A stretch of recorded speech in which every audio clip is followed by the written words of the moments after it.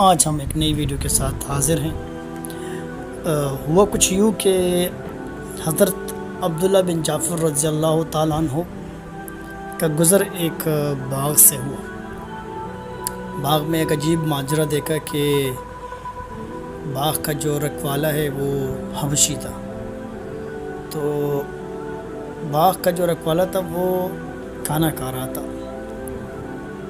تو کھانا کھانے کے دوران وہ حبشی جو باغ کا رکھوالا تھا وہ ایک نوالا خود کھاتا تھا اور ایک نوالا جو ہے نا وہ اپنے ایک پالتو کتا جو اس کے سامنے بیٹھا ہوا تھا اس کو ڈالتا تھا۔ ابھی یہ ایک نوالا خود اور ایک کتے کو ڈالتا تھا، اس میں تھوڑا سا وقت بھی لگا اور اس کے باوجود وہ کھانا بھی جو ہے نا وہ ختم ہو گیا۔ 2 ہی روٹیاں تھیں اور وہ جو ہے نا ختم ہو گئی۔ عبداللہ بن جعفر جو کہتے ہیں کہ میں اس کے نزدیک چلا گیا اور اس سے پوچھا کہ یہ میں کیا ماجرا دیکھ رہا ہوں کہ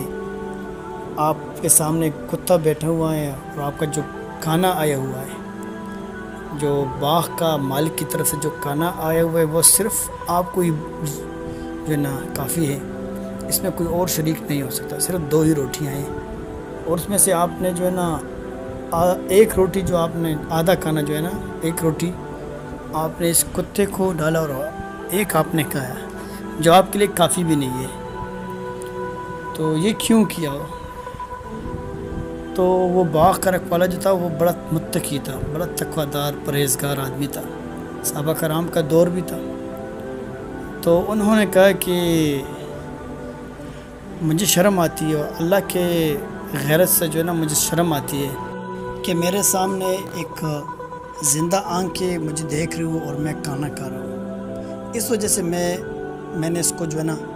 اپنا آدھا کھانا دیا ہے۔ تو انہوں نے کہا کہ اس سے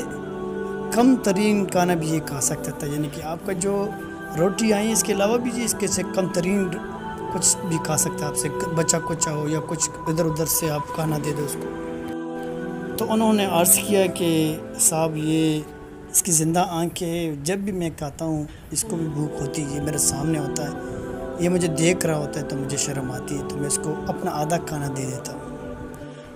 حضرت عبداللہ بن جعفر نے جب یہ سب باتیں سنی تو ان سے پوچھا کہ یہ باغ کس کا ہے؟ تو انہوں نے فرمایا کہ یہ جب حضرت عثمان رضی اللہ عنہ کے جو اولاد میں سے ہیں ان کا نام لیا کہ یہ ان کا باغ ہے۔ اس کے بعد حضرت عبداللہ بن جعفر گیا ان کے پاس جس کا باغ تھا، مالک کے پاس جا کے اس کو منت کی کہ یہ باغ میرے ہاتھ بیچ دو۔ تو اچھا باغ کے مالک نے اس سے کہا کہ یہ تو ہمارے باپ دادا کا جو ہے نا باغ ہے، تو میں اس کو نہیں بیچ سکتا۔ تو عبداللہ بن جعفر کے اصرار پر پھر انہوں نے یہ باغ جو ہے نا عبداللہ بن جعفر کے ہاتھوں بیچ دیا اور قیمت ادا کر دی۔ اس کے بعد عبداللہ بن جعفر نے کہا کہ اس باغ کے لیے تو رکھوالا بھی چاہیے، تو مجھے رکھوالا بھی چاہیے، تو انہوں نے پھر وہ رکھوالا بھی بیچ دیا۔ حالانکہ وہ رکھوالا جو تھا ان کے ساتھ بچپن سے تھا، تو ان کے ساتھ بڑا مانوس تھا، تو انہوں نے کہا کہ وہ تو نہیں بیچ رہے تھے، لیکن عبداللہ بن جعفر نے کہا کہ باغ کے لیے رکھوالا تو چاہیے، تو ان کے ہاتھ تو انہوں نے وہ جو ہے نا رکھوالا جو حبشی تھا غلام تھا وہ بھی بیچ دیا۔ اب جو ہے نا عبداللہ بن جعفر سیدھا آیا باغ میں اور اس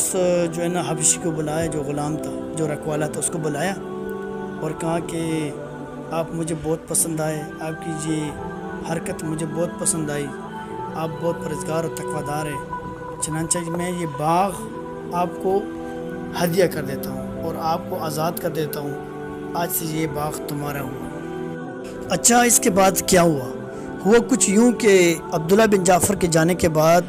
وہ رکھوالا جو تھا جو حبشی تھا جو وہ سیدھا گیا اپنے مالک کے پاس اور کہا کہ عبداللہ بن جعفر نے مجھے یہ باغ جو ہے نا ہدیہ کر دی، اب میں اس کا مالک ہوں، تو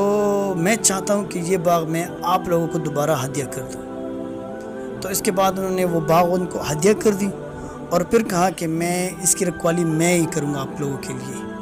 تو پھر اس کے بعد اس کا باغ کا رکھوالا بھی وہ بن گیا۔ تو صحبت بڑی اچھی چیز ہوتی ہے، ان لوگوں کو صحبت کا پتہ تھا کہ میں کس کا غلام ہوں، کس کا میں خدمت گار ہوں، یہ بہت بڑی چیز ہوتی ہے کہ آدمی کو پتہ ہوتا ہے کہ میں کسی چیز کا جو ہے نا وہ غلام ہوں، کن لوگوں کا میں خدمتگار ہوں، کس چیز کا میں جو ہے نا خدمت کر رہا ہوں، کس کو اس کا فائدہ ہو رہا ہے، یہ اصل چیز ہوتی ہے۔ والسلام، اپنی دعا میں مجھے خاص طور پر یاد رکھیے۔